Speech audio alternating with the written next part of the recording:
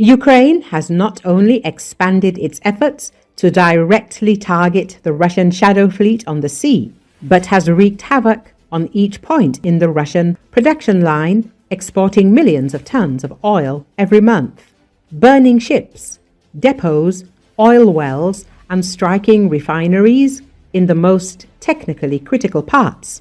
Generating revenue for the Russian war economy has never become so difficult. Euromaidan Press says, recently a Russian vessel named Echo Wizard sank in the Russian port of Ust-Luga near St. Petersburg. 2 subsequent explosions went off in the engine room, damaging the ship's hull and causing water to enter rapidly and tilting the ship to port side.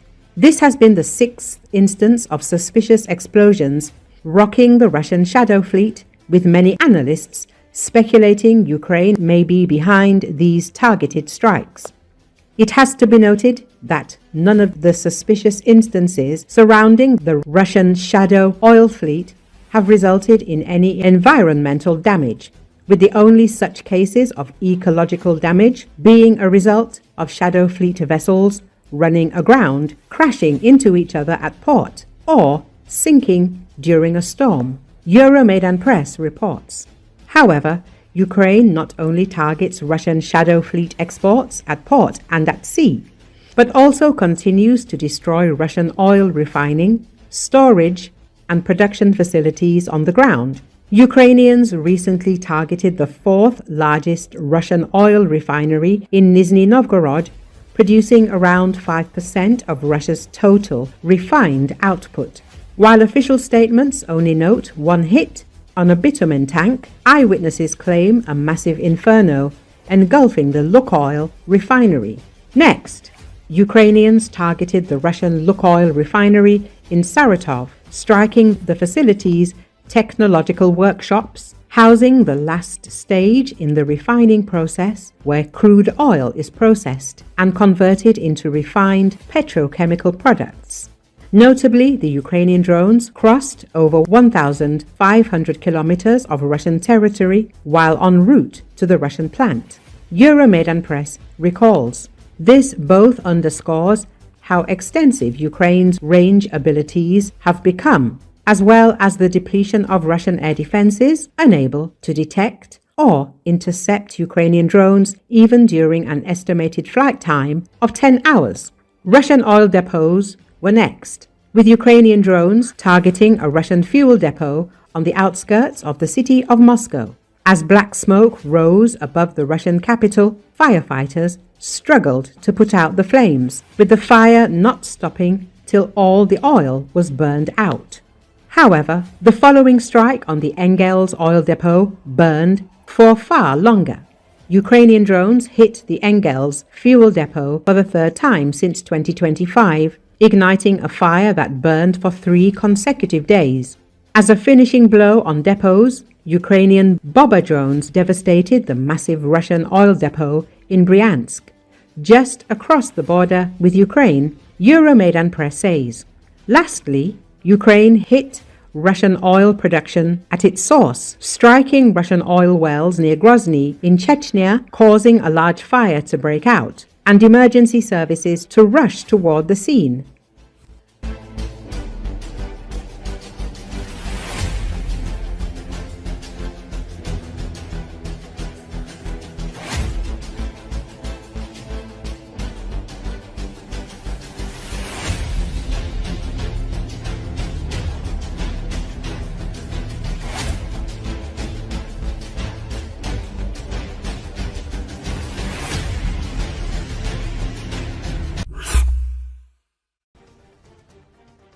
Over the last 34 years, Russia has been involved in various armed conflicts, but none have seen catastrophic losses like the war against Ukraine.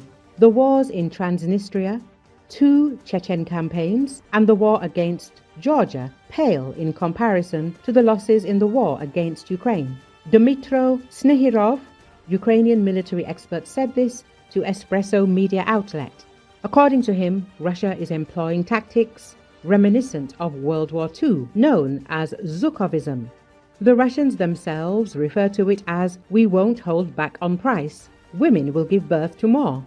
The total mobilization reserve of the occupying country is about 20 million. So the idea that the Russian command values the lives of its soldiers is completely contradictory to the nature of the fighting tactics, which are characterized by meat assaults or banzai attacks. A striking example of such banzai attacks is the attempted advance of the invaders in the Kindratovka area of Ukraine's Sumy region. Where certain tactical successes were achieved, they came at the cost of significant losses in personnel.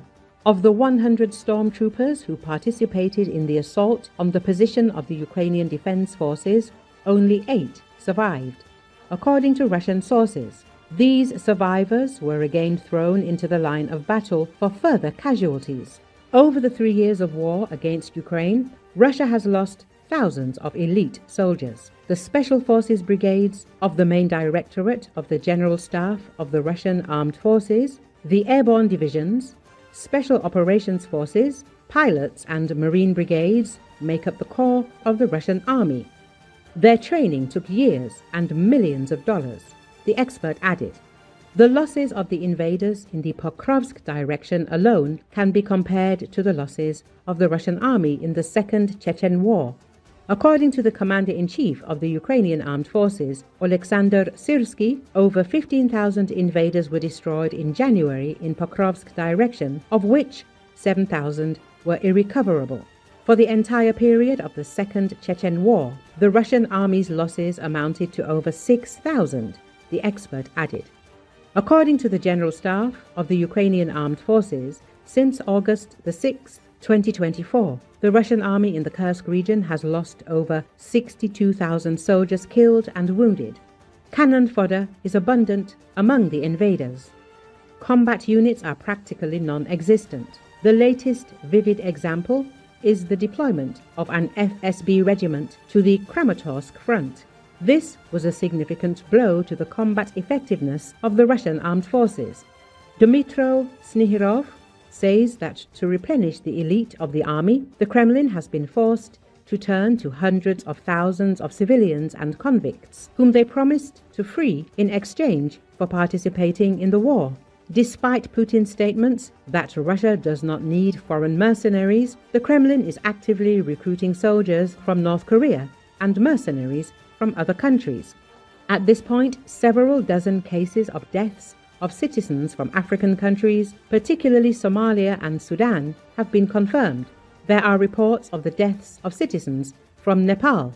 To compensate for the colossal losses in personnel, the composition of the Russian occupying army is being replenished by conducting raids on the residents of Central Asian states, labor migrants within the territory of the aggressor country.